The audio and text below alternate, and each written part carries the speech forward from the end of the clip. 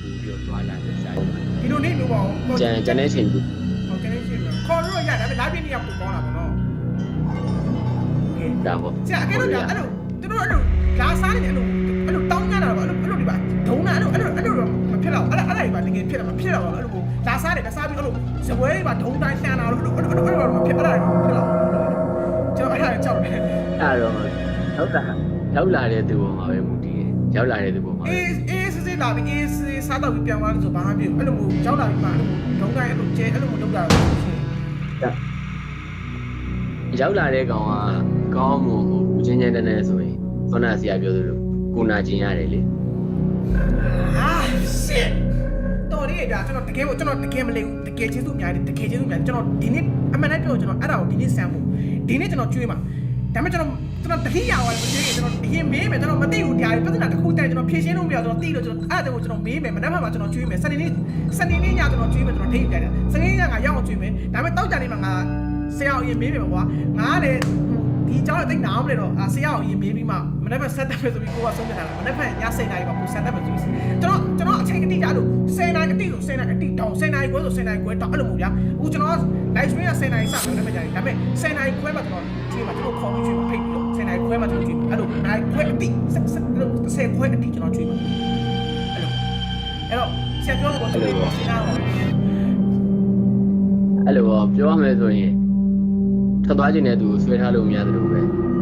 အတင်းလှုပ်ရှင်နေတဲ့ညီလေးကိုလည်းတားလို့မရဘူးပေါ့ဟိုလှုပ်ရှင်မလှုပ်ရှင်ဒီညီလေးရဲ့စိတ်ဆန္ဒဖြစ်သွားပြီလေဟာလားထွက်သွားခြင်းတာကတော့သူ့ရဲ့စိတ်ဆရာအကယ်လို့ကျွန်တော်ဒါကိုခေါ်ခြင်းတာမခေါ်ဘူးအခုဖြစ်နေတယ်ဆရာအခုအကယ်လို့ကျွန်တော်အဲ့လိုလုပ်နေတယ်ဒါပေမဲ့ဟိုတန်ကျွန်တော်ဟွာရကျွန်တော်ဖျားလို့ရှိကိုဒါပေမဲ့ဘာမှတော့မဖြစ်ပါနဲ့လို့ဆိုတော့အကယ်အခုဖြစ်ခဲ့တယ်ဆိုရင်ဆရာက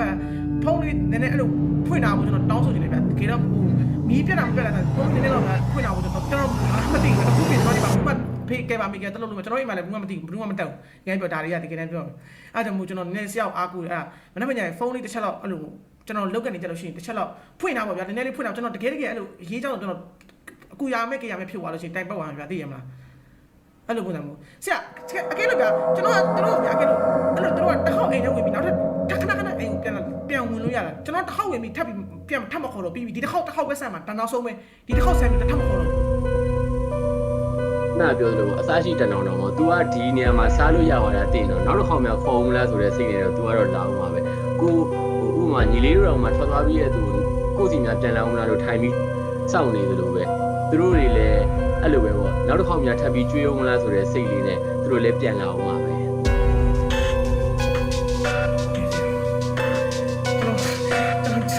ချစ်တော့ကြနေပြီကျွန်တော်တကယ်ကြောက်နေပြီဒါပေမဲ့ကျွန်တော်မနေ့ကတော့ရောက်အောင်ဆမ်းဆရာဒါကျွန်တော်ဆရာကျွန်တော်တားရတော့မယ်ဒါပေမဲ့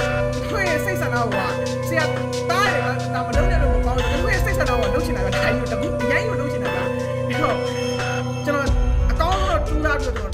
လုပ်ကြည့်နေပြဒါကျွန်တော်အမားရောမဖြစ်အောင်လည်းကျွန်တော်အများကြီးပြင်ဆင်တခြားကျွန်တော်ကျွတ်ပြင်ဆင်ပြီးတော့ကျွန်တော်လုပ်ပြီးတော့ကျွန်တော်ဆုံးဖြတ်ထားတယ်ပေါ့တခြားလေးကျွတ်ပြင်ဆင်ပြီးတော့ဆရာကလည်းကျွန်တော်အခုအခုကောင်းတယ်ဆရာဖုန်းလို့ပြင်မိတာဗျာအမမဖြစ်ခဲ့တော့ဘာမဖြစ်ခဲ့တော့ဘာမှဖြစ်ဘူးဗျာအဲ့ဒီတခုခုရေးတော့ကျွန်တော်မလုပ်လို့မရဘူးဆရာကကျွန်တော်တောင်းဆိုနေတာတခုကဖုန်းလေးကျွန်တော်ဖွင့်ပေးထားပါဆိုတောင်းဆိုနေတာအဲ့ဒါလေးအဆင်ပြေမှမသိဘူးရပါတယ်ဟုတ်